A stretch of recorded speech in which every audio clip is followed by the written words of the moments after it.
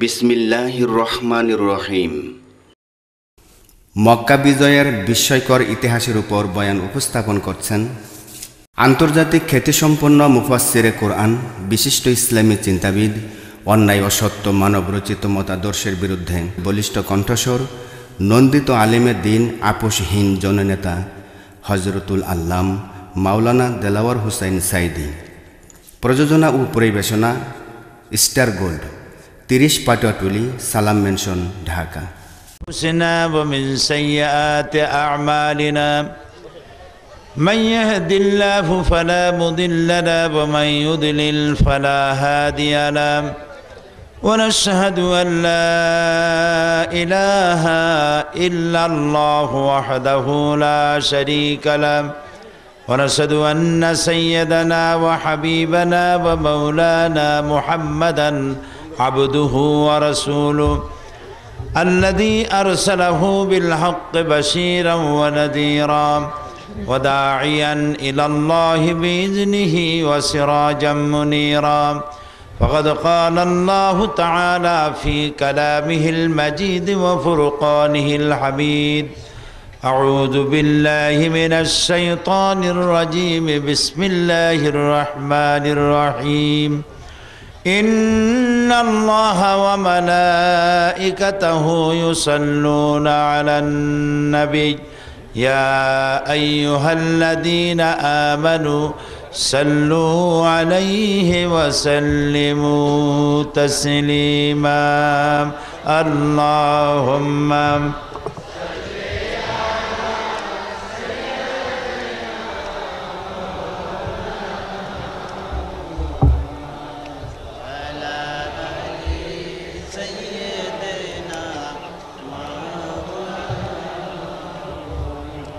بلغ العلا بكماله كشف الدجى بجماله حسنت جميع خصاله صلوا عليه وآله তামিলুল মিল্লাত মাদ্রাসা এতিমখানা বন্দর এলাকায় প্রতিষ্ঠিত এ মাহফিলের সম্মানিত সভাপতি,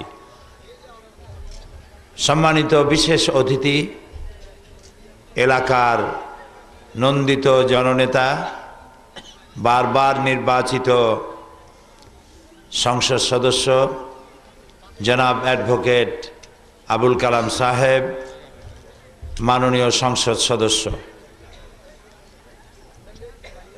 জামাত ইসলামী বাংলাদেশের নারায়ণগঞ্জ জেলা শাখার সম্মানিত আমির হযরত মাওলানা মঈনুদ্দিন সাহেব, জাতীয়তাবাদী দলের বিএনপির জেলা এবং স্থানীয় নেতৃবৃন্দ, উপস্থিত সম্মানিত ভাইয়েরা, পর্দার আড়ালের মা এবং বোনেরা, সুপ্রিয় সাংবাদিক বৃন্দ, আসসালামু আলাইকুম রহমতুল্লাহি ওয়া বারাকাতুহু। আমরা আল্লাহ তাআলার দরবারে শুকর আদায় করছি যে মহান আল্লাহ তাবারক ওয়া তাআলা আজকে দিনের বেলায় এই সময় আমাদেরকে কোরআনের কথা শোনার সৌভাগ্য দান করলেন। এজন্য মনিবের দরবারে শুকরিয়া আদায় করছি। আমরা সবাই পড়ছি আলহামদুলিল্লাহ। পৃথিবীর মাটি স্পর্শ করে তাহলে ফসল বিনষ্ট হবে আর প্রাণী জগৎ ক্যান্সার আক্রান্ত হবে। এই জন্য সূর্যের উপকারিতাও আছে, অপকারিতাও কিছু আছে। কেন আছে সেটা আল্লাহ ভালো জানেন। সাপের বিষ সাপে কাটলে মানুষ মারা যায়, মানুষে মনে করে বিষ খুব খারাপ জিনিস, কিন্তু এই বিষ দিয়ে এমন ওষুধ তৈরি হয় যা দিয়ে মানুষের প্রাণ রক্ষা হয়। খালি ঠিক কব, সুবহানাল্লাহ বলবো না? তো আকাশের ওই সূর্যের আলট্রাভায়োলেট রে যাতে মানুষকে স্পর্শ করতে না পারে সেজন্য আল্লাহ তাআলা ওজোন স্তর তৈরি করেছেন। OZONE, ওজন মানে পাল্লায় যে ওজন দেয় তা না, কিন্তু একটা ওজোন স্তর আছে। সেই ওজোন স্তর সূর্যের ওই রশ্মিটাকে ঠেকায় দেয় বলে পৃথিবীর মানুষ নিরাপদে আছে। এখন মানুষের কারণেই সেই ওজোন স্তরে ফাটল ধরেছে। সেই ওজোন স্তরে যে ফাটল ধরেছে তা মানুষের আবার টের পেয়েছে। কেমনে ফাটল ধরলো এবং কিভাবে সেটা রিপেয়ার করা হবে সে কথাটাও আল্লাহ মানুষকে বোঝার তৌফিক দিয়েছেন। আর আল্লাহ তাআলা বলছেন ওমা উতিতুম মিনাল ইলমি ইল্লা কালিলা, আমি তোমাদেরকে খুব সামান্যতম জ্ঞান দিছি, তোমাদের কোনো জ্ঞান নাই, দিছি একেবারেই সামান্য। কত সামান্য? একটা পাখি যদি সমুদ্রের মধ্যে আটলান্টিক মহাসাগরে একটা পাখি যদি তার ঠোঁটটারে ডুবাইয়া যদি ঠোঁটটা উঁচা করে তাহলে কতখানি পানি উঠলো? জি, এক ফোঁটা যা উঠলো কিছুক্ষণ পরে সেটাও পড়ে যাবে। তো মহাসমুদ্রের মধ্য থেকে পাখি তার ঠোঁট চুবাইয়া যতটুকুন পানি উঠাইতে পারে নাই, আল্লাহর জ্ঞানের মহাসমুদ্র সীমাহীন জ্ঞানের মধ্য থেকে পৃথিবীর সব মানুষ একত্রিত হয়েও পাখি ঠোঁট ডুবাইয়া যেটুক পায় নাই, মানুষেরা সেটুকু পায় নাই। এই মানুষ যেটুকুন পেয়েছে, লক্ষ্য করুন, যেটুকুন পেয়েছে তাই দিয়া মানুষ কোথায় চলে গেছে? মানুষ চাঁদে গেছে, মানুষ মঙ্গল গ্রহে সোজারনার পাঠাইছে। এই পৃথিবী থেকে 49 কোটি কিলোমিটার দূরে মঙ্গল গ্রহ, সেখানে সোজারনার পাঠানো হলো। এটা 6 কেজি ওজনের একটা জিনিস, তার মধ্যে রয়েছে ক্যামেরা, এটা পাঠানো হয়েছে সেখানে। ওইখানে নামার পরে ক্যামেরায় ছবি তুলেছে, ছবি তুলে 49 কোটি কিলোমিটার দূর থেকে সেই ছবি ট্রান্সমিট করেছে নাসায়। নাসা থেকে তারা দেখতে পারলো গাড়িটা চলতে গিয়ে কাত হয়ে পড়ে গেছে। পৃথিবীর মাটিতে বসে কাত হয়ে পড়ে যাওয়া সোজারনারকে তারা কম্পিউটারের মাধ্যমে মনিটরিং করে ঠিক করে দিচ্ছে। এরপরে আল্লাহ তাআলা বলছেন ওমা উতিতুম মিনাল ইলমি ইল্লা কালিলা, তোমাদের কোনো জ্ঞান দেই নাই, যা দিয়েছি খুবই সামান্য। আসল জ্ঞান এই জায়গায়। আসল জ্ঞান কোথায়? সবাই বলেন কোরআন। এইটা হলো আসল জ্ঞানের জায়গা। সেদিন জাদুঘরে শহীদ জিয়া হল, ওখানে একটা প্রোগ্রাম হলো the scientific indication in the Holi Quran and সুন্নাহ, এটা ছিল সাবজেক্ট।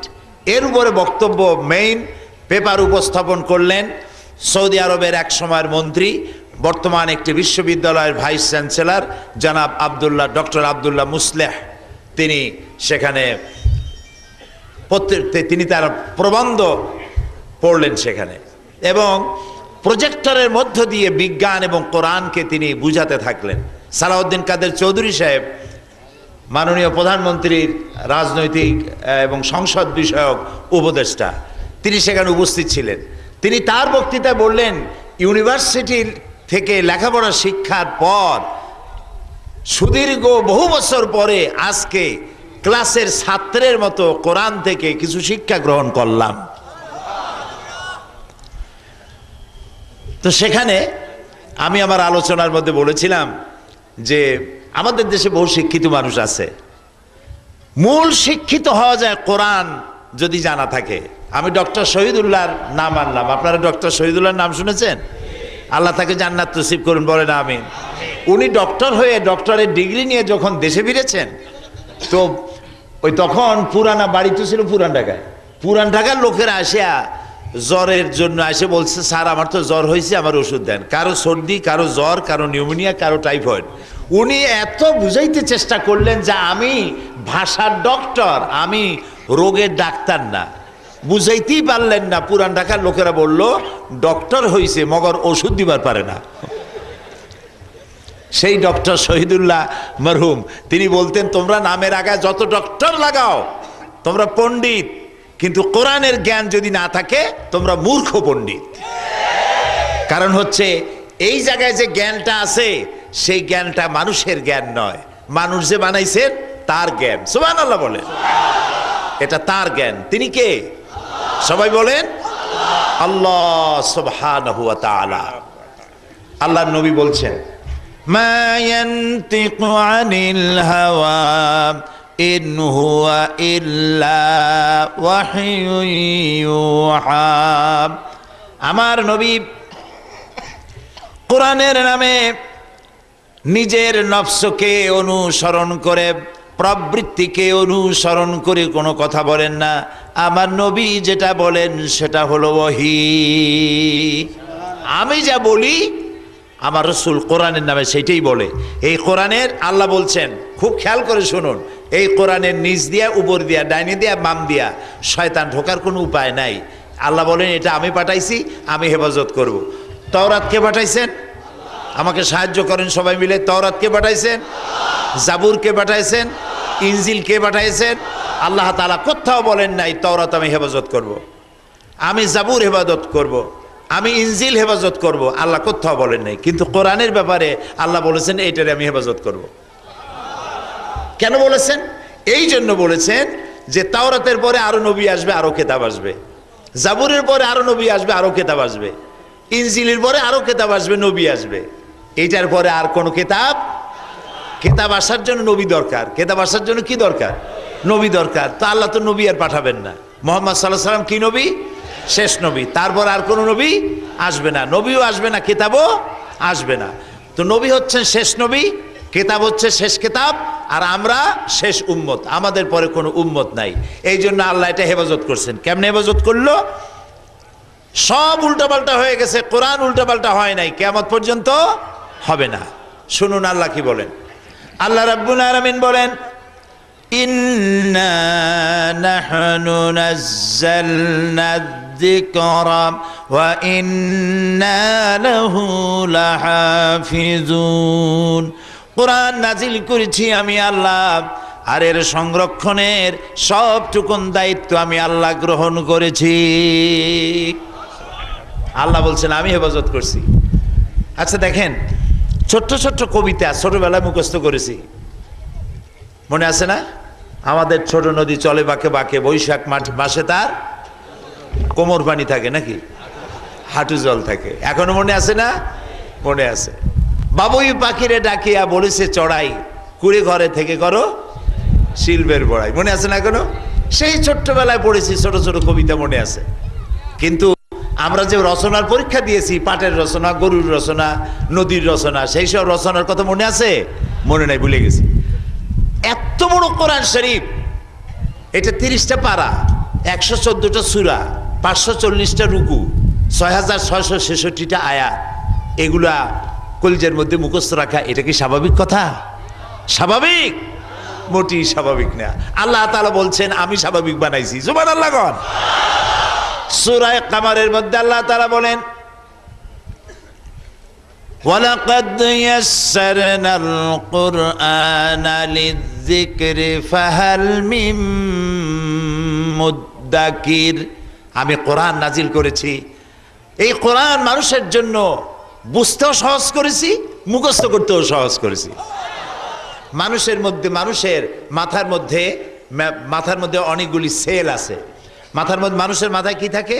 মগজ। কি থাকে? মগজ। এই মগজ আমরা খাই না? কয় না। আরে ভাই, মানুষের মগজ খাবেন কেন?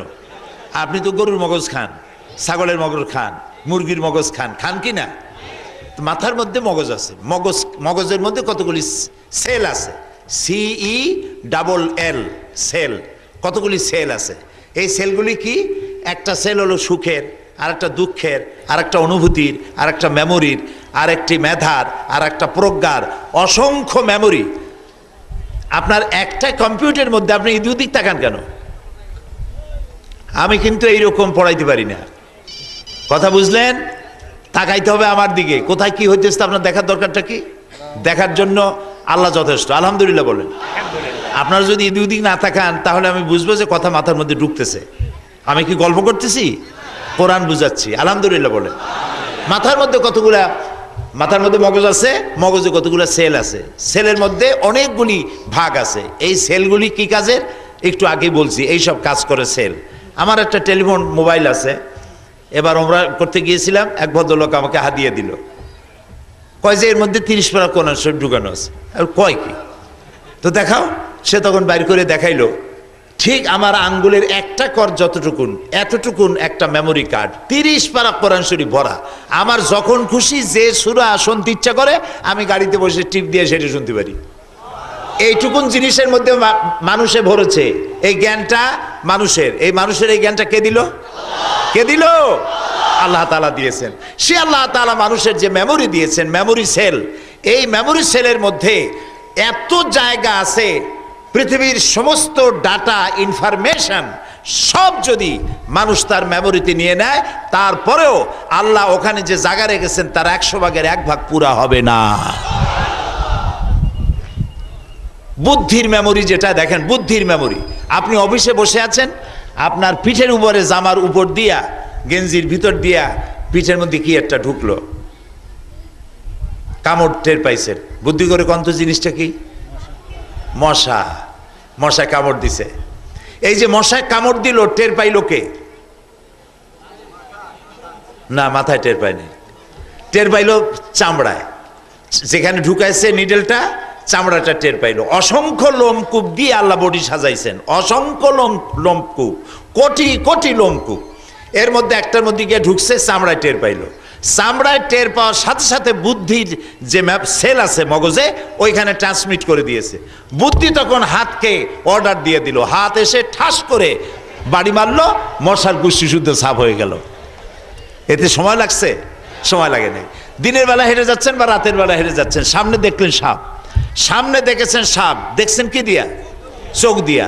চোখ হেঁটে দেখার সাথে সাথে বুদ্ধিতে পাঠায় দিয়েছে, বুদ্ধি ফ্যাক্স, আপনার ওই চোখ ফ্যাক্স করলো বুদ্ধির কাছে, বুদ্ধি ডিসিশন দিয়ে দিল। ডিসিশন দিল কি? লাঠি থাকলে পিটা, লাঠি যদি না থাকে অ্যাবাউট টার্ন, পিছনের দিকে ডবল মার্স। এতে কি সময় লাগলো? সময় লাগছে? 1 সেকেন্ডও লাগে না। সুবহানাল্লাহ কবা না মিয়ারা? এই হচ্ছে আল্লাহ তাআলার জ্ঞান। মানুষের এই বডিটা এত সুন্দর করে সাজায় দিয়েছেন, যদি মানুষ বুঝতো, সব ছাড়িয়ে দিয়ে আল্লাহরে সেজদা করতো, শুধু আল্লাহ তোমার কত কুদরত, কত মেহেরবানি তোমার। একটা মাত্র জিহ্বা, হাজারো রকমের স্বাদ একটা মেশিনে আমরা পাই। এটার নাম কি? জিহ্বা। কি সুন্দর একটা জিহ্বা আল্লাহ দিলেন। একটা চুল পড়লে তাও টের পাওয়া যায়, টের পাওয়া যায় না? এই জিহ্বাটা মুখের মধ্যে, দাঁতের উপর খুব যত্নশীল। দাঁতে যদি কিছু ঢোকে, জিহ্বা খালি গুতুগুতি করতে থাকে যতক্ষণ সেটা বাইর করে না যায়। দাঁতের এত উপকারকারী জিহ্বা, সেই দাঁত যখনই সুযোগ পায় তখনই কামড় মারে। কথা বুঝতে পারছেন? খানিকটা বিরোধী দলের মতো, সুযোগ পাইলেই মারে। তো এখন মুখের মধ্যে জিহ্বা হলো একটা, এইটা দিয়ে পালন শাক একরকম মজা লাগে, লাল শাক আর এক রকম মজা লাগে, ইলিশ মাছ একরকম, পুঁটি মাছ আর এক রকম, খাসি একরকম, গোস্ত আর এক রকম, জিলাপি একরকম, রসগোল্লা আর এক রকম, চানাচুর আর এক রকম। না সব একরকম লাগে? এই ভিন্ন ভিন্ন স্বাদ গ্রহণ করার জন্য একটি মাত্র জিহ্বা কে দিলেন? কে দিলেন?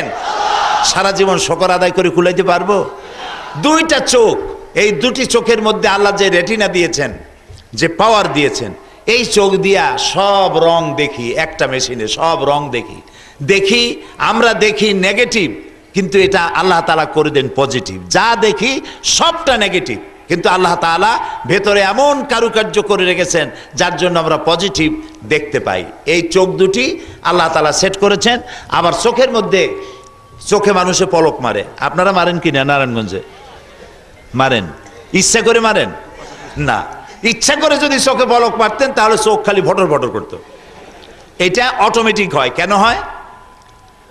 রাস্তা দিয়ে হাঁটবেন, শহরে হাঁটবেন, অসংখ্য পলিউশন, রোগ জীবাণু মহাশূন্যের ভিতরে বাতাসে উঠতে থাকে, এগুলি চোখের মধ্যে প্রবেশ করতে থাকে।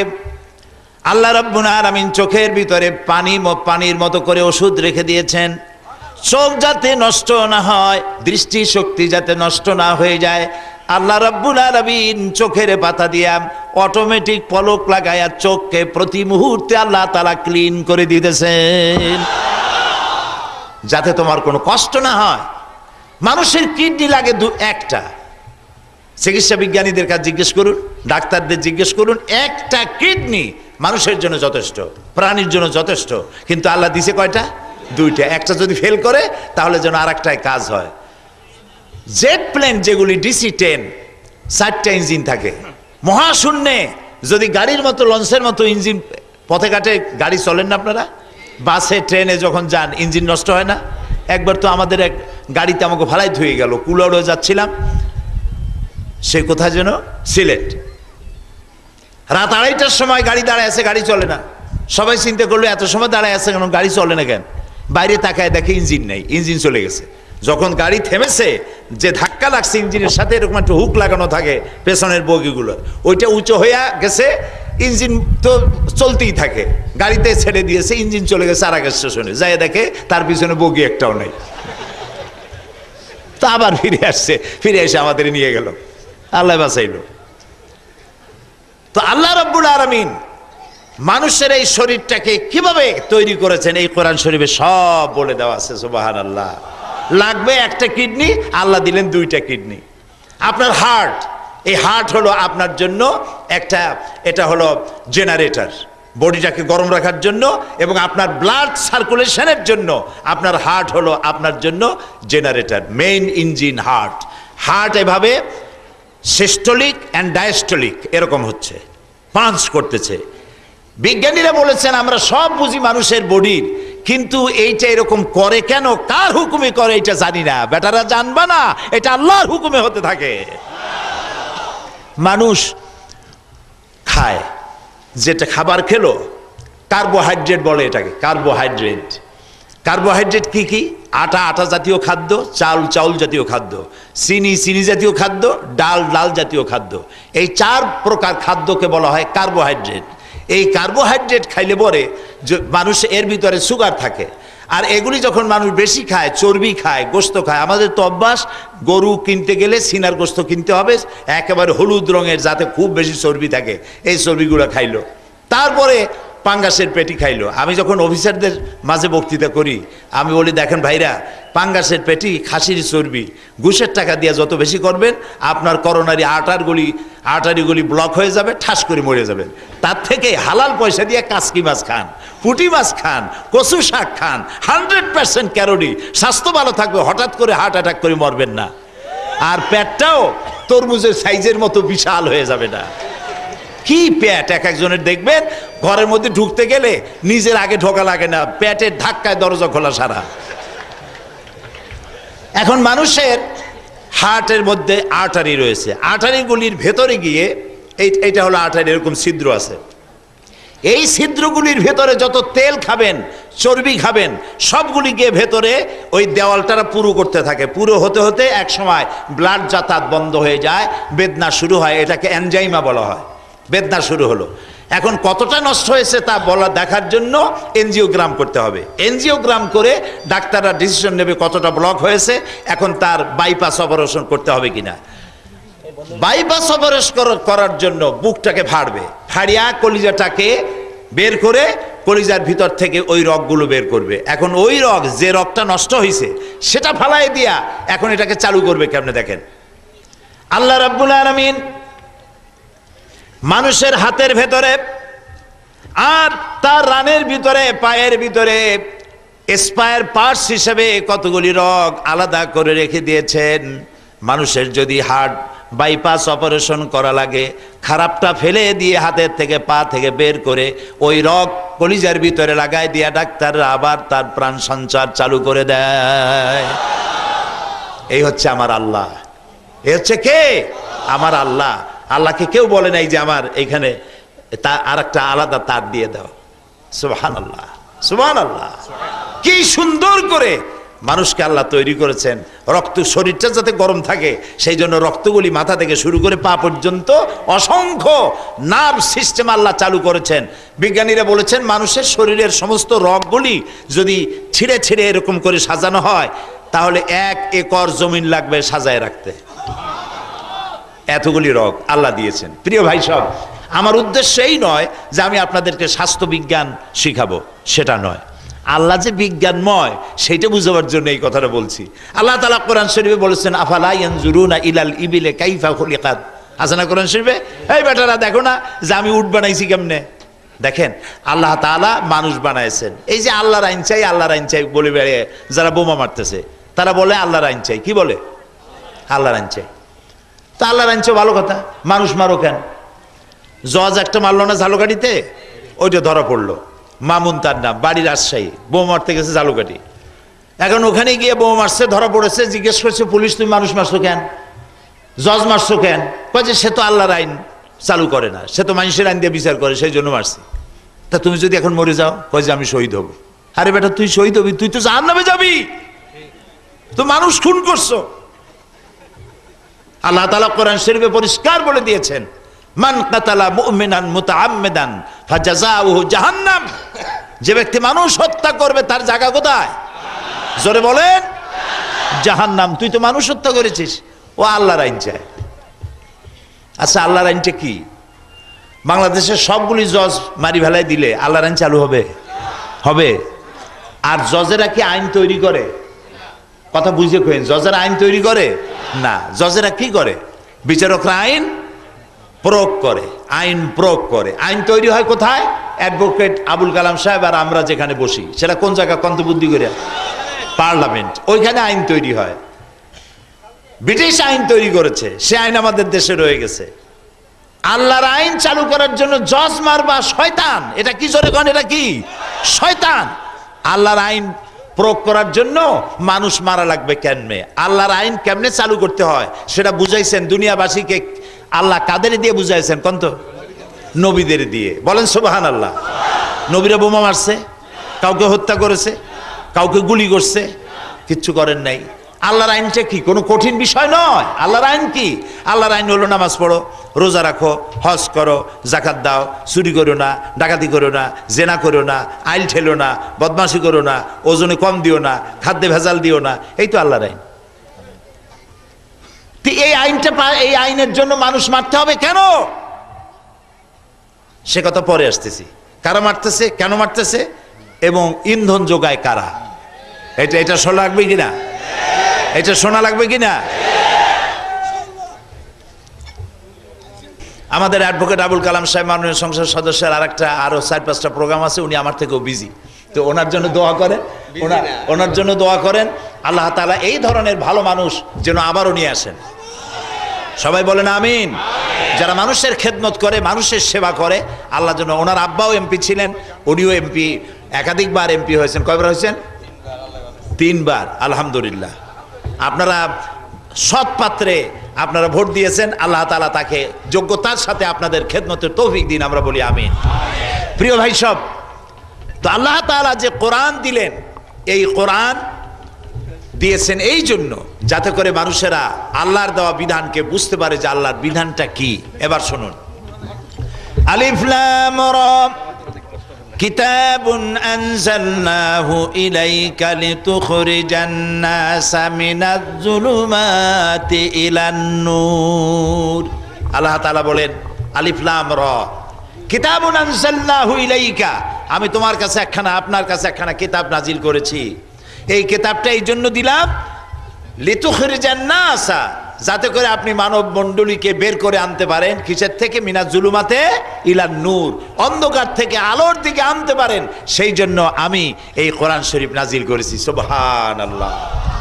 রাসূল পাক সাল্লাল্লাহু আলাইহি সাল্লাম এই কোরআন মানুষের কাছে নিয়ে আসলেন, আর তিনি মানুষকে প্রথমেই তেলাওয়াত করে শোনাইতে লাগলেন, মানুষকে বুঝাইতে লাগলেন কোরআন কি।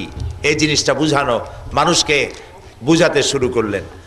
তাওহীদের কথা শোনালেন, ইনসাফের কথা শোনালেন, মানুষকে তাওহীদ, রিসালাত, আখিরাত, এই কথাগুলি আল্লাহ তাআলা তাকে দিয়ে মানুষের সামনে পেশ করালেন। যার কারণে মক্কার 13 বছরের মধ্যে, মক্কি জিন্দেগির 13 বছর ধরে নবী করিম সাল্লাল্লাহু আলাইহি ওয়াসাল্লাম যে কথাগুলি বললেন, ওইটার উদ্দেশ্য ছিল ওই আলোকে একটি সমাজ তৈরি করা, যেখানে চুরি থাকবে না, ডাকাতি থাকবে না, জেনা থাকবে না, বদমাশি থাকবে না। সুন্দর একটি দেশ প্রতিষ্ঠার জন্য আল্লাহ তাআলা তাকে সুযোগ করে দিলেন। এখন তাকে হিজরত করতে হবে, একটি নতুন জায়গায় গিয়ে দিন প্রতিষ্ঠা করতে হবে, আল্লাহর আইন চালু করতে হবে। সে আল্লাহর আইনটা কি? এবার দেখেন। আল্লাহর নবী গভীর রাত্রে হযরতে জিবরাইল এসে বলছেন, ইয়া রাসূলুল্লাহ, আল্লাহ আপনাকে হুকুম করেছেন হিজরতের জন্য। নবীজি ঘুমের থেকে জেগে হযরত আলীকে ডেকে বললেন, আলী, আমার বিছানার উপরে শুয়ে থাকো, কাফেরেরা আমাকে হত্যা করার জন্য এসেছে, তোমরা আমার বিছানায় শুয়ে থাকো, আমার চাদর মুড়ি দিয়ে শুয়ে থাকো, আমি মদিনায় চললাম। হযরত আলী বলেন, ইয়া রাসূলুল্লাহ, হে, আপনার বিছানার উপরে আপনার চাদরটা মুড়ি দিয়ে আমি শুয়ে থাকবো। সকালবেলায় কাফের বেঈমানেরা আমাকে আপনার বিছানায় আমাকে মুহাম্মদ সাল্লাল্লাহু আলাইহি ওয়াসাল্লাম মনে করে আমাকে তারা কোপায় কোপায় টুকরা টুকরা করে বিদায় করে দেবে, আমার মনে কোনো দুঃখ থাকবে না। আমার মনের ভিতরে তৃপ্তি এটাই হবে যে আমি আল্লাহর নবীর জীবনের বিনিময়ে আর আমি আলী আমার জীবন দিতে পেরেছি, এটা আমার জীবনের তৃপ্তি হবে। নবী করিম সাল্লাল্লাহু আলাইহি সাল্লাম হযরত আলীকে শোয়ায় রেখা হযরত আবু বকর রাদিয়াল্লাহু তাআলা আনহুকে সাথে করে নিয়ে তিনি চলে গেলেন কোথায় কোন তো মদিনায়। কয়দিন সময় লাগলো? 13 দিন। খাইয়া না খাইয়া উটের পিঠে ঘোড়ার পিঠে উঠা দিনের বেলায় বিশ্রাম নিতেন, রাতের বেলায় চলতেন। 13 দিন সময় লাগলো। মদিনায় পৌঁছে গেলেন। মদিনায় গিয়ে মসজিদ প্রতিষ্ঠা করলেন এবং কোরআনের আইন চালু করার জন্য একটি রাষ্ট্রের ঘোষণা দিলেন। এবার কোরআনের আইন চালু হয়ে গেল, আল্লাহর আইন চালু হলো। আল্লাহর আইন চালু হয়ে কি হয়েছে লক্ষ্য করেন, বুঝতে চেষ্টা করেন কি বোঝানো হচ্ছে। মদিনায় গিয়ে রাসূলুল্লাহ প্রেসিডেন্ট হলেন। বলেন তো কি হলেন? রাষ্ট্রপতি। তিনি এবার আইন দিলেন। আইন দেওয়ার জন্য সংবিধান দরকার। সংবিধানের নাম কি? কোরআন শরীফ। এই আইন যখন চালু হলো চুরি বন্ধ হয়ে গেল। কেন চুরি বন্ধ হলো? কেন মানুষ চুরি করে কেন কন্ত? পেটের জ্বালায়। ঠিক বুঝতে পেরেছেন, পেটের জ্বালায় চুরি করে, ডাকাতি করে। ইসলাম এসেই মানুষকে খাবারের নিশ্চয়তা দিল। সুবহানাল্লাহ বলেন। রাসূলুল্লাহ বলেছেন প্রত্যেকটি মানুষের জন্য, মুসলমান বলেন নাই শুধু, প্রত্যেকটি মানুষের জন্য ফান্ডামেন্টাল রাইটস, তার 5টি অধিকার আছে, মৌলিক অধিকার। কয়টা অধিকার? 5টি। গোনেন আপনি। খাদ্য, বস্ত্র, শিক্ষা, চিকিৎসা, আরটা কি? বাসস্থান। মুখস্থ আছে হাদিস। এটা কি হাদিস? এটা কি হাদিস? তিরমিজি শরীফের হাদিস। রাসূলুল্লাহ বলেছেন এগুলো তো আজকে নেতারা নতুন নতুন কথা বলতেছে, এই কথা তো রাসূলুল্লাহ আগে বলে রাখছেন। প্রত্যেকটি মানুষের এই 5টি মৌলিক অধিকারকে কনফার্ম করতে হবে, গ্যারান্টি দিতে হবে সরকারের। রাসূলুল্লাহ সরকার গঠন করলেন, 5টি জিনিসের গ্যারান্টি দিয়ে দিলেন। বৃদ্ধদেরকে ভাতা দিলেন, যে মায়ের সন্তান হয়েছে তাকে ভাতা দিলেন, যুবকদের বেকার ভাতা দিলেন। এখন চুরি আর থাকার কথা? চুরি আর থাকবে? চুরি নাই, ডাকাতি নাই, জেনা নাই, ব্যভিচার নাই। দরজা, সবাই দরজা খুলে ঘুমাবার সুযোগ পেল। সুবহানাল্লাহ। দরজা খুলে ঘুমাবার সুযোগ পেয়েছে। নবী করিম সাল্লাল্লাহু আলাইহি সাল্লামের শেষ সময় সূরা নাজিল হলো সূরা নাসর। আল্লাহ তাআলা বলেন ইযা জাআ নাসরুল্লাহি ওয়াল ফাতহ ওয়া রাআইতান নাসা ইয়াদখুলুনা ফি দীনিল্লাহি আফওয়াজা। যখন আল্লাহর পক্ষ থেকে মদদ আসবে, বিজয় আসবে, দেখতে পাবে দলে দলে লোকেরা ইসলামের মধ্যে প্রবেশ করছে। সুবহানাল্লাহ। এটা কি? এটা হলো কাফেররা মনে করছিল মুহাম্মদ সাল্লাল্লাহু আলাইহি ওয়াসাল্লাম আমাদের দুশমন, আমাদের মূর্তি ভাঙবে, আমাদেরকে আমাদের পূজা করতে দেবে না, আমাদের ধর্মকর্ম পালন করতে দিবে না, এইটা তাদের ধারণা ছিল। কিন্তু তারা দেখলো মুহাম্মদ সাল্লাল্লাহু আলাইহি ওয়াসাল্লাম মদিনায় এসে ইহুদিদের সাথে খ্রিস্টানদের সাথে এগ্রিমেন্ট করেছেন, চুক্তি করেছেন। সুবহানাল্লাহ কবেন না? এদের সাথে শান্তি চুক্তি করলেন তিনি। এবং এরপরে মানুষের খাওয়া পড়া, শিক্ষা, চিকিৎসা, বাসস্থানের গ্যারান্টি দিয়ে দিলেন। লোকেরা ভাবলো যে আমরা খামোখাই তো এই লোকটার সাথে বিরোধিতা করেছি, উনি তো আমাদের শত্রু না, উনি তো সমাজকে সুন্দর করেছেন। যে মেয়ে লোকের, যে নারীর কোনো ইজ্জত ছিল না, নারী মানেই হলো ভোগের সামগ্রী, আর নারী কন্যা জন্মগ্রহণ করার সাথে সাথে পাথর মেরে ফেলতো, মাটির নিচে পুঁতে রাখতো, এই জ্বালা যন্ত্রণা দিত, মেরে ফেলায় দিত। আছে না কোরআন শরীফে? সেই নারীগুলিকে সম্মান দিলেন রাসূলুল্লাহ। কত সম্মান দিলেন! রাসূলুল্লাহ বলছেন একটা ঘরে যদি কন্যা সন্তান পয়দা হয় সেখানে রহমতের ফেরেশতা নাজিল হয়ে যায়। আর আমাদের দেশে কিছু লোক আছে, বউর যদি বারবার মেয়ে হয় শেষ পর্যন্ত বউটারে তালাক দিয়ে দেয়। আচ্ছা কোন বারবার যদি মেয়ে হয় সেজন্য কি বউ দায়ী? এটা আল্লাহর ইচ্ছা। এই কোরআন শরীফে আল্লাহ বলছেন আমি কাউকে পুত্র দেই, কাউকে কন্যা দেই, কাউকে কন্যাও দেই, পুত্রও দেই, কাউকে কিছুই দেই না। ক্ষমতা কার? জোরে বলেন। আল্লাহ তাআলার ক্ষমতা। ওরা মেয়েগুলিকে মেরে ফেলে দিত। আর রাসূলুল্লাহ বলছেন মেয়ে যেখানে হয় আল্লাহর রহমতের ফেরেশতা আসে এবং মেয়েটার মাথার উপরে হাত বুলায় আর বলে কি জানেন, আবু দাউদ শরীফের হাদিস, রাসূলুল্লাহ বলছেন ফেরেশতা বলতে থাকে এটি একটি ছোট্ট মেয়ে, এই মেয়েটিকে যে আদর করবে, যত্ন করবে, স্নেহ করবে, দিন শিখাবে, ঈমান শিখাবে এবং বয়স প্রাপ্ত হলে সৎপাত্রস্থ করবে, এই মেয়েটিকে এ ধরনের সাহায্য যারাই করবে আল্লাহর সাহায্য তার প্রতি কিয়ামত পর্যন্ত অব্যাহত থাকবে। ছেলের ব্যাপারে এরকম কোনো হাদিস নেই, ছেলের ব্যাপারে এরকম কোনো হাদিস নেই। রাসূলুল্লাহ বলেছেন যার 2 মেয়ে হয়, 3 কন্যার পিতা যদি কেউ হয়, 2 কন্যার পিতা যদি কেউ হয় আর মেয়েগুলিকে যদি যত্ন করে, আদর করে, দিন শিখায়, ঈমান শিখায়, স্নেহ করে, কিয়ামতের দিন সেই 2 কন্যা বা 3 কন্যার পিতা আর আমি মুহাম্মদ সাল্লাল্লাহু আলাইহি সাল্লাম জান্নাতের ভেতরে পাশাপাশি অবস্থান করব। এখন দেখেন বরকত কি ছেলেতে না মেয়েতে? আলহামদুলিল্লাহ বলে। এবার দেখুন কোরআন শরীফে আল্লাহ তাআলা বলছেন যে আমি কাউকে কন্যা দেই, কাউকে পুত্র সন্তান দেই, কাউকে কন্যা সন্তান দেই। আগে বলছে কার কথা? না না, কন্যা। আমি কাউকে কন্যা দেই, কাউকে পুত্র দেই। আগে বলেছে কার কথা? আল্লামা ইবনে কাসির, তাফসির ইবনে কাসিরের নাম সব আলেমরা জানেন। তাফসির ইবনে কাসির, আল্লামা ইবনে কাসির এই আয়াতের তাফসির করতে গিয়ে লিখেছেন যেই দম্পতির, যেই স্বামী স্ত্রীর প্রথম সন্তান হয় কন্যা, সেই দম্পতি বেশি বরকতপূর্ণ। কারণ আল্লাহ পুত্র দিয়ে শুরু করেন না, আল্লাহ শুরু করছেন কি দিয়া? কন্যা দিয়া। সাহাবীরা এক জায়গায় বসা, রাসূলুল্লাহ বক্তব্য রাখছেন, দেখা গেল ছোট্ট একটা বাচ্চা হামাগুড়ি দিয়ে আসছে। ওই ছেলেটার বাচ্চা, যে ছেলেটার বাপ, যে ছেলেটার উঠাইয়া চুমা দিয়া কোলের মধ্যে বসাইছে। একটু পরে আরেকটা ছোট্ট মেয়ে কষ্ট করে হেঁটে হেঁটে একবার পরে ওঠে এরম করে করে আসছে, ওই লোকটা তারে হাত দিয়ে ধরিয়া সামনে বসাই দিল। রাসূলুল্লাহ জিজ্ঞেস করলেন, রাসূলুল্লাহ বক্তব্য রাখছেন কিন্তু এই দৃশ্য তার চোখ এড়ায় নাই, রহমতের নবী। তিনি জিজ্ঞেস করলেন ছেলেটা কার? কয় হুজুর ছেলেটা তো আমার। মেয়েটা কার? হুজুর মেয়েটা আমার। আচ্ছা তুমি ছেলেটার সাথে যে ব্যবহার করলে আর মেয়েটার সাথে যে ব্যবহার করলে এটা কি উচিত হয়েছে? তুমি তো পিতা, তোমার তো সমান ব্যবহার করা উচিত ছিল।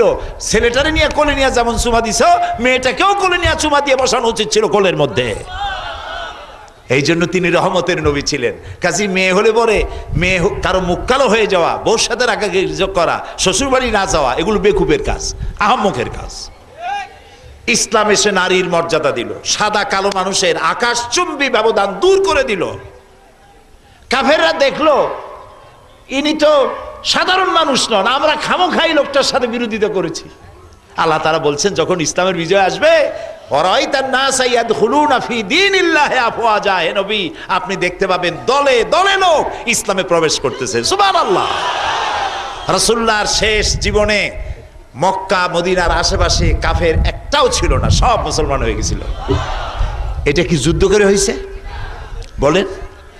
আপনারা বলতে পারেন বদর, ওহদ, হুনাইন, ইয়ারমুক, তাবুক এইসব যুদ্ধ হয়েছে কেন? এখান থেকে রাসূলুল্লাহ যুদ্ধ করছেন, সেনাপতির দায়িত্ব পালন করেছেন। একটি যুদ্ধ অফেন্সিভ ছিল না, সবগুলি ছিল ডিফেন্সিভ, সবগুলি ছিল প্রতিরোধমূলক। ওরা আক্রমণ করেছে, রাসূল প্রতিরোধ করেছেন। রাসূলুল্লাহ নিজে আক্রমণ করেছেন এর কোনো দলিল নাই, একটা যুদ্ধ নাই। সুতরাং যারা আল্লাহর আইন চালু করার জন্য বোমা মারে আর জেহাদের অপব্যাখ্যা করে, জেহাদটা কি? জেহাদ আর সন্ত্রাস মিলাই ফেলাইছে, নাউজুবিল্লাহ বলে। এরা বোঝে না, মাথায় ঘিলু নাই। মুসলমানের সন্তান জেহাদ কারে বলে, সন্ত্রাস কারে বলে তাও বোঝে না। জেহাদ আর সন্ত্রাস দুটি এক জিনিস নয়। জেহাদ যারা এখন ওই যে জামাতুল মুজাহিদিন যারা বানাইছে, এইগুলোর নাম জামাতুল মুজাহিদিন না হইয়া নাম হওয়া উচিত জামাতুল শায়াতিন। এটা শয়তানের জামাত। এটা কিসের জামাত? এটা শয়তানের জামাত। জেহাদ, খুব কান খুলে শুনুন, জেহাদের অনুমতি দেওয়ার, মারামারি করার, যুদ্ধ করার অনুমতি দেওয়ার, বোমা মারার অনুমতি দেওয়ার কোনো এখতিয়ার কোনো নাগরিকের নাই, কোনো দলের নাই, কোনো দলের প্রধানের নাই। ইসলাম যে যুদ্ধ জেহাদের অনুমতি দিয়েছে সেটা কখন? এটা মুসলিম দেশ। বাংলাদেশ কি দেশ? মুসলিম প্রধান দেশ। অবশ্য এখানে অন্যান্য জাতিও আছে, আমরা সবাই মিলেমিশেই আছি, কিন্তু এটা মুসলিম প্রধান দেশ। আমাদের দেশে যদি বাইরের কোনো দেশ আক্রমণ করে আর যদি দেশের সরকার, আর্মি নামায়েদা, আর্মি, বিডিআর, পুলিশ সবকে যদি বলা হয় আমার দেশ আক্রান্ত হয়েছে, দেশবাসী আইন শৃঙ্খলায় নিয়োজিত, প্রতিরক্ষার দায়িত্বে নিয়োজিত লোকদের সাহায্য করো, যুদ্ধ করো, দেশ বাঁচাও, তখন এইটার নাম জিহাদ, এবং এই জিহাদে অংশগ্রহণ করা প্রত্যেক নাগরিকের জন্য ফরজ হয়ে যায়। কিন্তু তুমি জামাতুল মুজাহিদিন কোথার ব্যাং, কোথার ভুইভোড়, বাংলাদেশে জজ মারার অনুমতি দিয়েছ। দোয়া করেন আল্লাহর কাছে এই বাংলা ভাই যদি ধরা পড়ে ইংরেজি ভাই বানায় দেওয়া হবে। এই শায়েখ রহমান যেখানে পাওয়া যাবে, সরকারের কাছে বলতে চাই, একে ধরিয়া এর কাছ থেকে কথা আদায় করে নিয়ে কার থেকে করেছে, কে পরামর্শ দিয়েছে, কে পয়সা দিয়েছে, সব কথা আদায় করিয়া জেলের মধ্যে অন্ধকার কুঠুরিতে ফাঁসি দেওয়া নয়, পল্টনের ময়দানে গাছে ঝুলাইয়া ব্রাশ ফায়ার করে ওর গোশত চামড়া হাড্ডি বাতাসের সাথে উড়িয়ে দাও।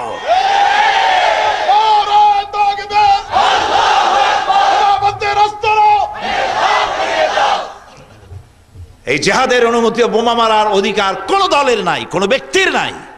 রাষ্ট্রের উপরে যখন আঘাত আসবে তখন, যেমন 1971 সনে এদেশে মুক্তিযুদ্ধ হয়েছিল, পাকিস্তান এই দেশের উপরে অর্থনৈতিক এবং রাজনৈতিক নিপীড়ন নিষ্পেষণ চালিয়েছিল, সেই নির্যাতন থেকে বাঁচার জন্য এই দেশের লোকেরা যুদ্ধ করেছিল। সেই যুদ্ধে যারা মারা গেছে সব শহীদ হয়েছে, আল্লাহ তাদেরকে জান্নাত নসিব করে দিন। এটার নাম যুদ্ধ, এটার নাম জিহাদ। আল্লাহর আইন চালু করার জন্য তুমি বোমা মারবা, কে এখতিয়ার দিয়েছে বোমা মারার? সুতরাং এই বোমা যারা মারছে আল্লাহর আইনের নামে, তারা মানুষ না, তারা জানোয়ার। তারা কি? জানোয়ার।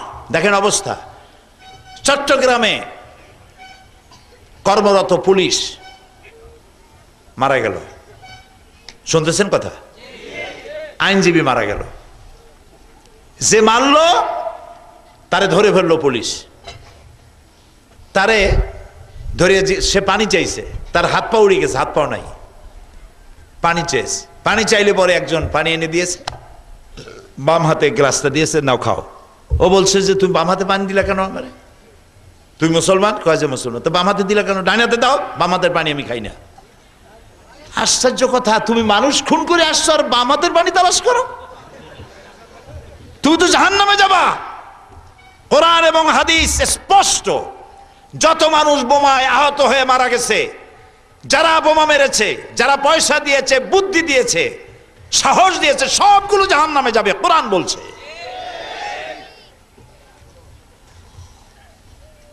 মানুষ খুন করে এসে বাম হাতের পানি খাবে না।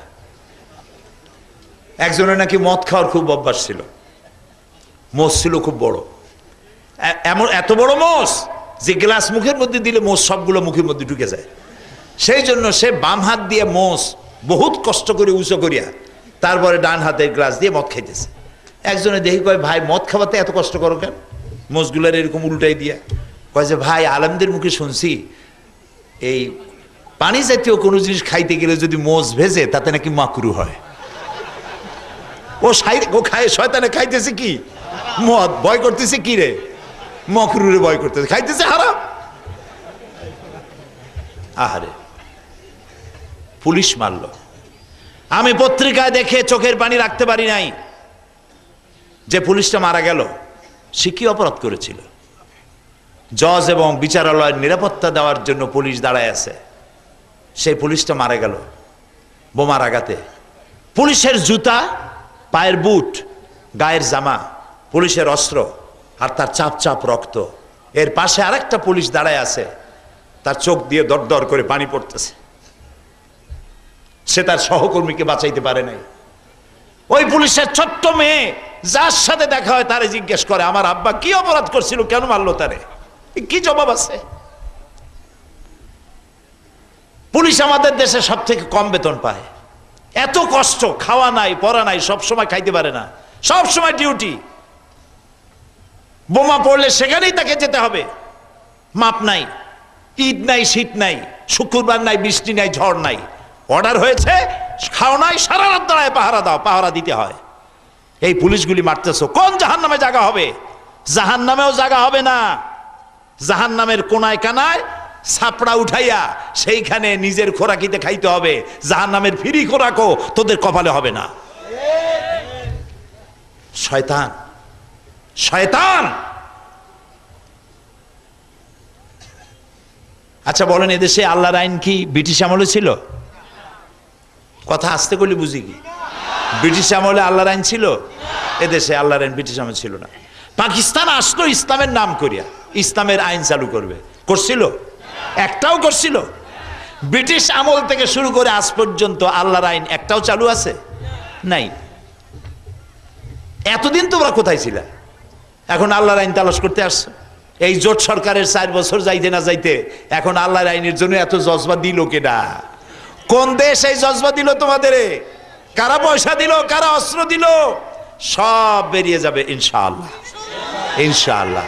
আর একটা ঘটলেই জামাত কানেকশন আছে, যাদব কানেকশন যদি হয় সমস্ত পত্রিকাগুলি উঠে পড়ে রেখে যায়, না ইনি ফেরেশতার মতো চরিত্র, যাদব কানেকশন যদি হয়।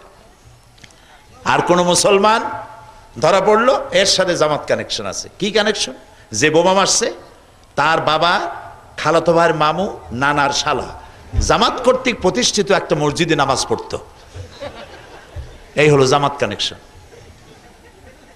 কি আশ্চর্য কথা! জামাত তো দেশে নতুন আন্দোলন শুরু করে নাই, অর্ধ শত বছর 60-এর দশক থেকে শুরু করে সবগুলি গণতান্ত্রিক আন্দোলনের নেতৃত্ব দিয়েছে জামাত ইসলামী। বোমা মারার রাজনীতিতে জামাত বিশ্বাস করে না। এদের অসংখ্য বই আছে, লাখ লক্ষ লক্ষ সাহিত্যের ভান্ডার ছড়ানো আছে বাংলাদেশের সর্বত্র। তাদের বইপত্র পড়ে একটা লাইন বার করেন তো, যে ওই লাইনটা পড়লে সন্ত্রাসকে উস্কে দেওয়া হয়, একটা লাইন বাইর করেন। আমাদের নেতারা তো গোপনে গোপনে থাকে না, নেতাদের বক্তব্যের মধ্যে থেকে একটা বক্তৃতা বাইর করেন যেখানে আছে সন্ত্রাসীকে উস্কানি দেওয়া। এই যে আমার কথাই বলেন, প্রায় অর্ধ শত বছর ইসলামের কথা বলছি। পৃথিবীর 4টা মহাদেশের অর্ধ শত বেশি দেশ আল্লাহ সবর করাইছেন, রাষ্ট্রীয়ভাবে, সরকারিভাবে, বেসরকারিভাবে।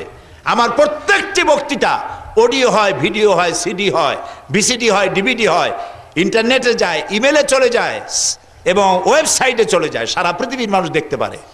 একটা বক্তৃতা বের করুন আমার, যা দিয়ে মানুষকে উত্তেজিত করা হয়েছে সন্ত্রাসের উপরে, বরং কোরআন এবং হাদিস দিয়ে মানুষকে সব জায়গায় বোঝানো হচ্ছে মানুষকে হত্যা করা।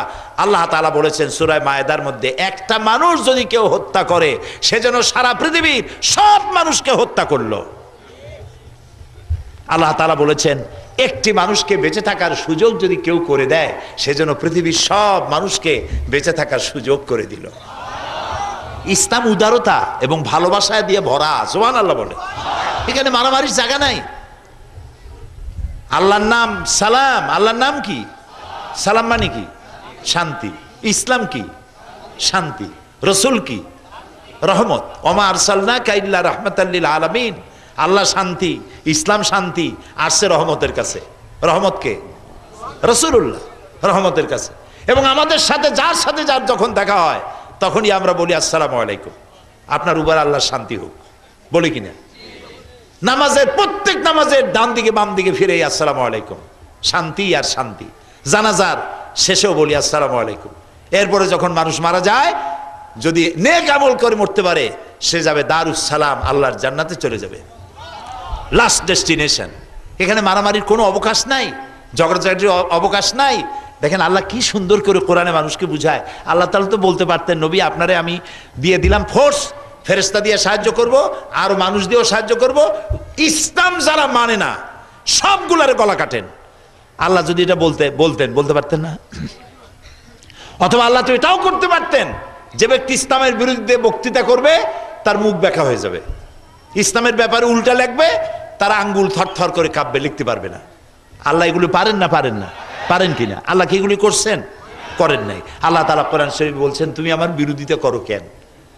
কাইফা তাকফুরুনা বিল্লাহ, আল্লাহর সাথে কেমনে না ফারমানি করো, অথচ তুমি মৃত্যু ছিলে, আমি তোমারে জিন্দা করছি, তোমারে চোখ দিয়েছি, নাক দিয়েছি, মুখ দিয়েছি, খাবার জন্য জমিনে ধান দিয়েছি, আকাশ থেকে বৃষ্টি দিছি, পানি দিছি, ফসল দিছি, সব দিছি। আফালা তাকিলুন, বুদ্ধি নাই, বোঝো না? আফালা তুবসিরুন, চোখ নাই, দেখতে পাও না? আফালা তাসমাউন, আমার এই কথাগুলি শুনতে পাও না? আল্লাহ তাআলা এরকম করে মানুষকে বুঝান। সুবহানাল্লাহ। নবী করিম সাল্লাল্লাহু আলাইহি ওয়াসাল্লাম মদিনা শরীফ থেকে, এখন মদিনা এসে তিনি প্রেসিডেন্ট, 10,000 সৈন্য নিয়ে মক্কা প্রবেশ করছেন। সুবহানাল্লাহ বলেন। সাথে কত লোক? 10,000, আর 10,000 তরবারি সাথে।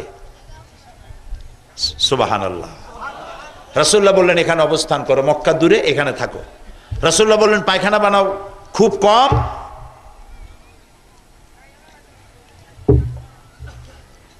আর কি বানাও বেশি? তা তো জানা আছে আপনাদের। যুদ্ধ হচ্ছে একটা কৌশল, প্রতিপক্ষকে চোখের মধ্যে ধাঁধা লাগায় দেওয়া, নিজের শক্তি সম্পর্কে বুঝতে না দেওয়া, এটি ধাঁধা লাগানো। চুলা বানাও বেশি, পায়খানা বানাও কম। আবু সুফিয়ান শুনলো মুহাম্মদ সাল্লাল্লাহু আলাইহি ওয়াসাল্লাম বহুত লোকজন নিয়ে আসছে, মক্কা দখল করবেন।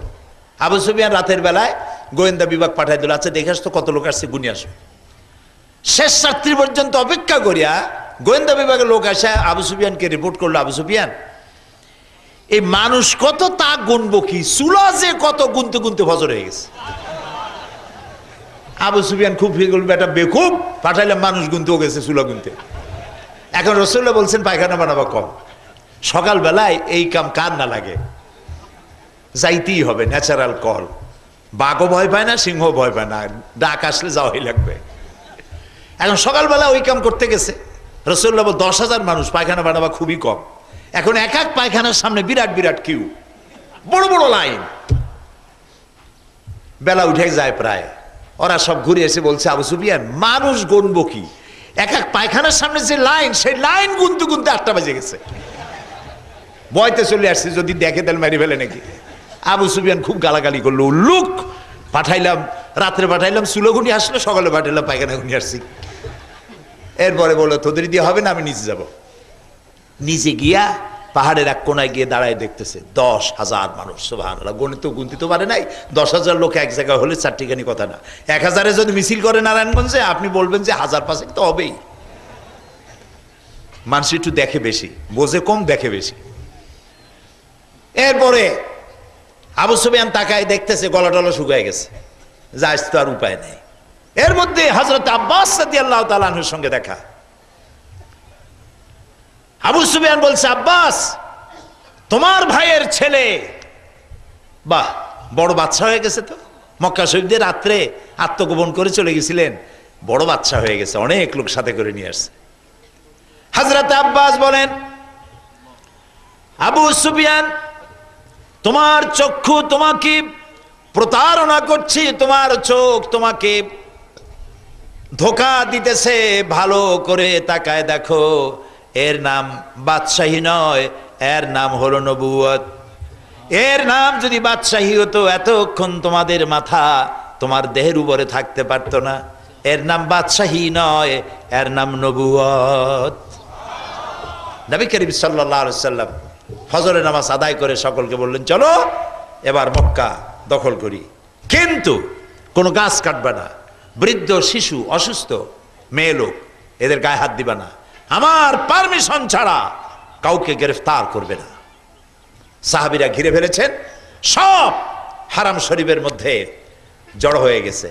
খাব্বাবরে যারা মেরেছে, খুবাইবরে যারা মেরেছে, আম্মারকে যারা মেরেছে, সুমাইয়াকে যারা মেরেছে, সব কাফেরের নেতারা থরথর করে কাঁপছে। আজ কলিজা তার জায়গায় নেই। কলিজা আসছে কোথায়? গলার কাছে। রাসূলুল্লাহ তাকায় দেখছেন সব কাঁপতেছে এরকম। আজকে রাসূলুল্লাহর অর্ডার দেওয়ার দরকার নাই। রাসূলুল্লাহ যদি শুধু বলেন, চোখের ইশারা দেন, নেতাগুলার কল্লা মাটিতে গড়াগড়ি করবে। নবীজি জিজ্ঞেস করলেন, হে কুরাইশের নেতারা, আজকে তোমরা আমার কাছে কি ধরনের ব্যবহার আশা করো? চিন্তা করতেছেন কি ব্যবহার আশা করো? সকলের জবান বন্ধ।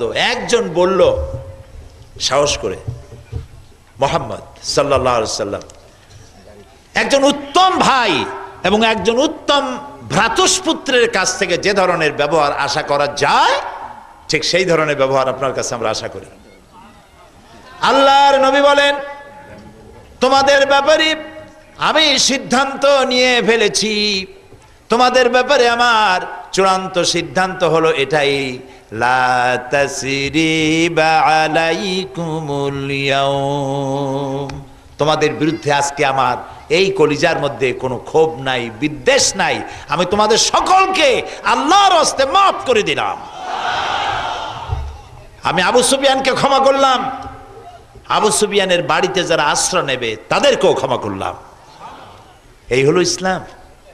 ইসলামে মারামারির জায়গা নাই, সন্ত্রাসের জায়গা নাই।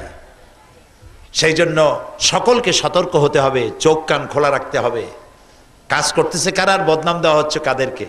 এগুলো অর্ধশিক্ষিত, অশিক্ষিত। এই বোমা যারা মারতে গেছে এদেরকে আমরা খবর পেয়েছি, মা বাপ থেকে 1.5-2 বছর আলাদা করে রাখা হয়েছে।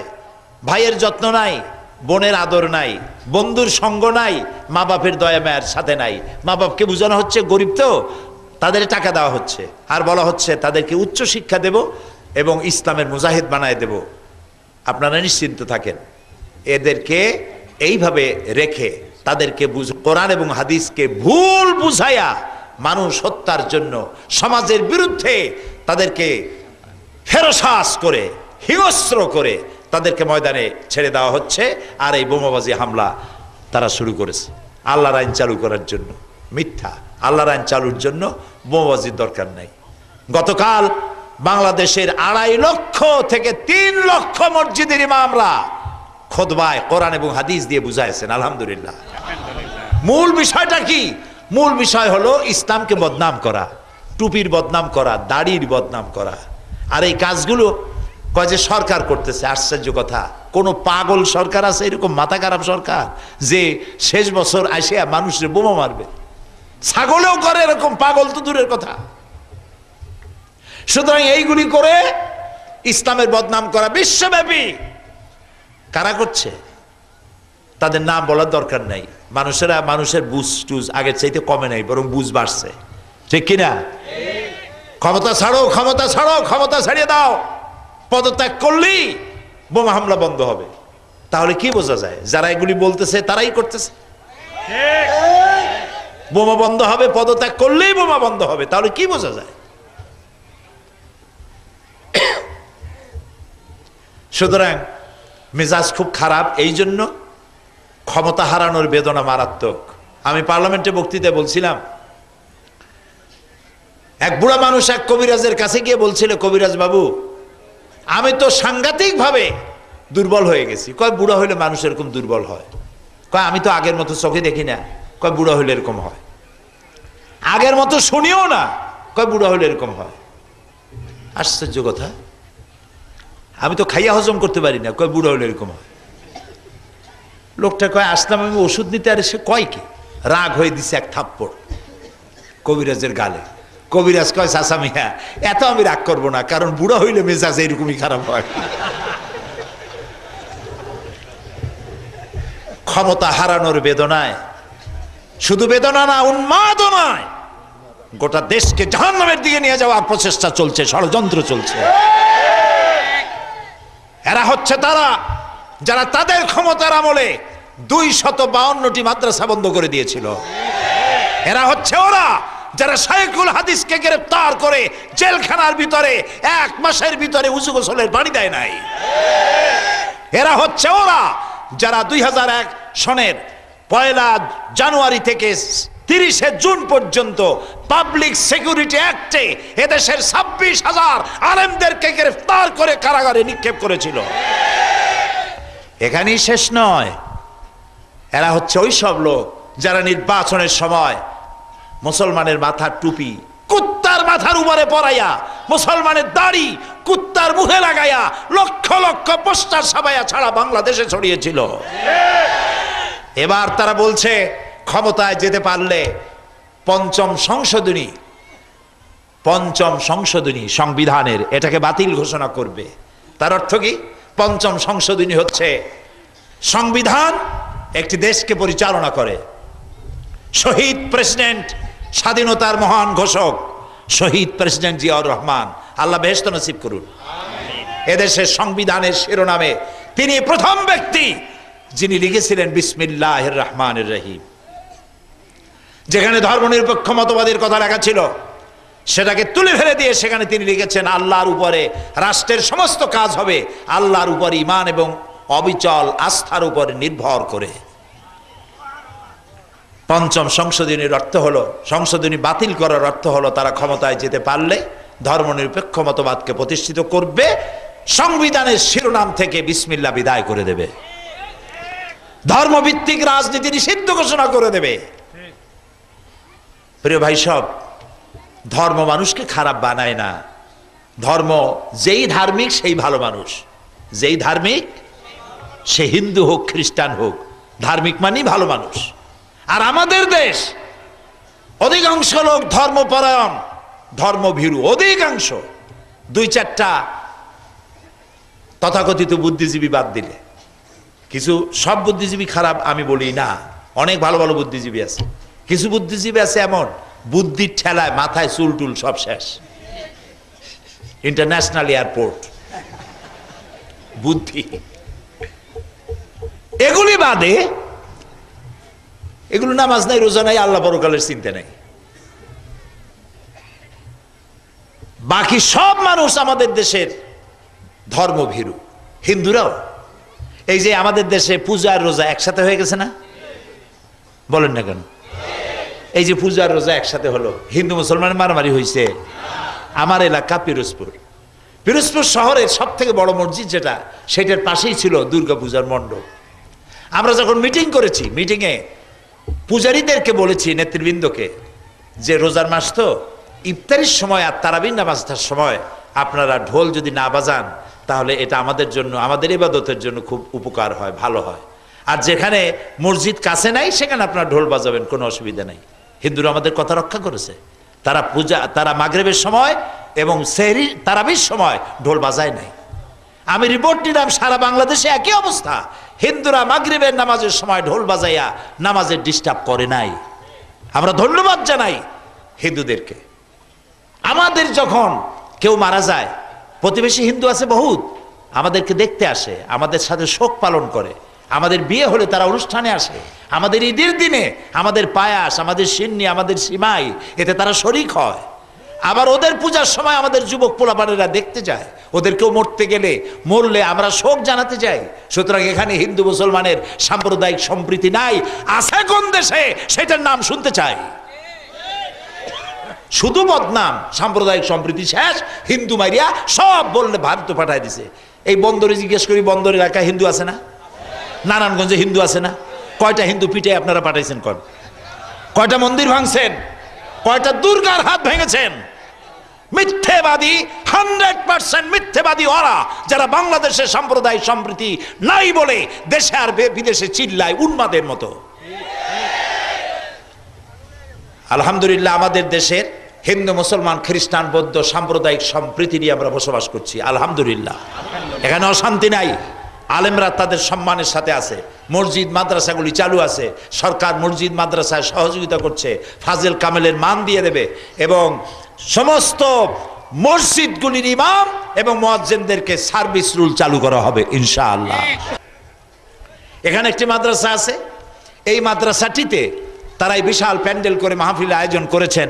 আমরা দোয়া করব আল্লাহর কাছে, আল্লাহ তাআলা এই মাদ্রাসা কবুল করো, সবাই বলেন আমিন। তারা বিভিন্ন জায়গায় ড্রাম রেখেছে, আপনারা কিছু সাহায্য করে যাবেন, আমি নিজেও কিছু সাহায্য করব, আপনারাও সাহায্য করবেন। যাওয়ার সময় কিছু অবশ্যই দিবেন, রাজি আছেন তো? দিবেন তো সবাই? কারা কারা দেবেন দেখি তো একটু আমার সাথে। আলহামদুলিল্লাহ, এখন কিন্তু বান্দা পড়ে গেছেন, না দিয়ে যাবেন না, আল্লাহর হস্তে যা পারেন তাই দিবেন। কোথায় দিবেন? মাদ্রাসায়। মাদ্রাসায় ছেলেবেলেগুলি দিন শিখবে, ইমান শিখবে। এই মাদ্রাসায় যাতে ছেলেবেলে মানুষ না দিতে পারে, টুপি না দিতে পারে, দাড়ি না রাখতে পারে, মানুষের উপরে, মানুষের মধ্যে ইসলাম সম্পর্কে, মাদ্রাসা সম্পর্কে ঘৃণা জন্মাবার জন্য এক বিশাল শয়তানি শক্তি এই কাজগুলি করে যাচ্ছে। সুতরাং এগুলি যেন মনে থাকে।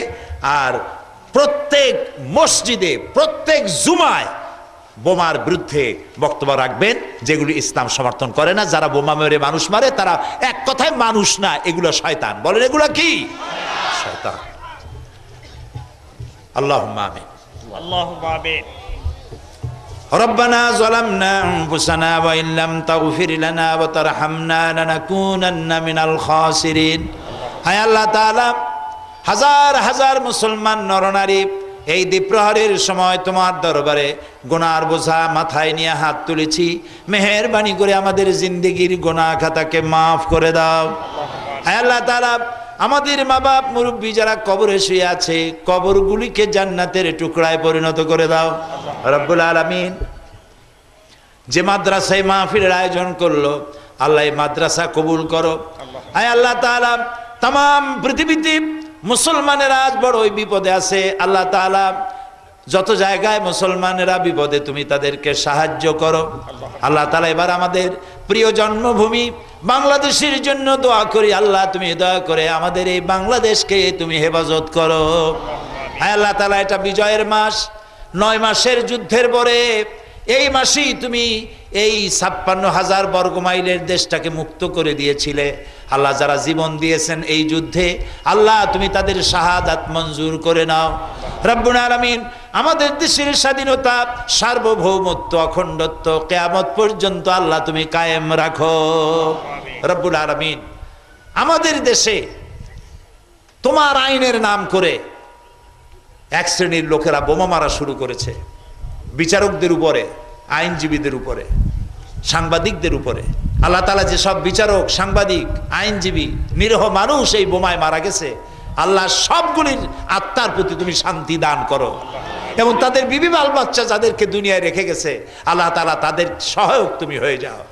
আল্লাহ, পুলিশ বাহিনী, পুলিশ, আর্মি, বিডিআর, র্যাব এবং আইন শৃঙ্খলার সাথে নিয়োজিত যে সমস্ত বাহিনী রয়েছে, সমস্ত বাহিনীকে আল্লাহ তুমি দয়া করে হেফাজত করো। আল্লাহ তাআলা, কারাই বোমা মারতেছে তুমি খুব ভালো জানো। কোরআন সামনে নিয়ে তোমার দরবারে বিনীতভাবে ফরিয়াদ জানাচ্ছি, মাবুদ, তুমি আমাদের বিশ্বাস, আমাদের ইয়াকিন, আমাদের ঈমান, আমাদের আকীদা আমরা কোথায় বসা তুমি দেখতে পাচ্ছ। আমরা কি বলছি তুমি শুনতে পাচ্ছ। আল্লাহ তাআলা, তোমার কাছে বিনয়ের সাথে বলছি, যারা বোমা মারতেছে, আল্লাহ তুমি দয়া করে এদের হেদায়েত করে দাও। এদের যারা বুদ্ধি দেয়, পয়সা দেয়, এদের হেদায়েত দিয়ে দাও আল্লাহ, এদের হেদায়েত দিয়ে দাও আল্লাহ। এরপরে বলি, যারা বুদ্ধি দেয়, পয়সা দেয়, সহযোগিতা করে আর বোমা মারে, এগুলার কপালে যদি হেদায়েত না থাকে, নমরুদ ফেরাউনরে যেমনে ধ্বংস করেছো, আল্লাহ বোমাবাজগুলোকে গজব দিয়া, লানত দিয়া বাংলাদেশ থেকে শয়তানগুলিকে দূর করে দাও আল্লাহ তাআলা।